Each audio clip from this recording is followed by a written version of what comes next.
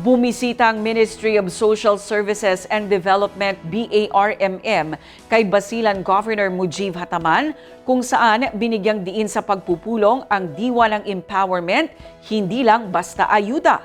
Ang kwentong empowerment at hindi lang basta ayuda mula kay Jen Garcia.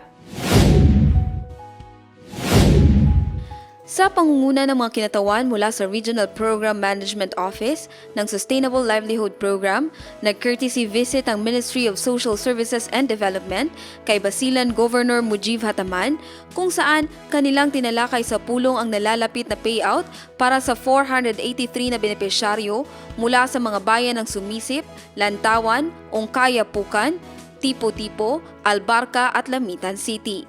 Layunin ng programa na palakasin ang kabuhayan ng mga pamilya sa probinsya at mahikayat ang pangmatagalang self-sufficiency sa komunidad. Binigyang diin ni Governor Hataman na ang mga livelihood program ay hindi dapat matapos sa pamamahagi ng ayuda, kundi dapat patuloy na masubaybayan at masuportahan upang masiguro ang tagumpay ng bawat benepisyaryo. Anya, kailangang mas mataas pa sa 60% success rate ang kanilang livelihood projects. Isa rin sa mga pangunahing layunin ng pagpupulong ang mas matibay na koordinasyon sa pagitan ng provincial government ng Basilan at ng BARM Ministries upang mas maayos at epektibong maihatid ang mga programang pangkabuhayan at panlipunan sa mga tunay na nangangailangan.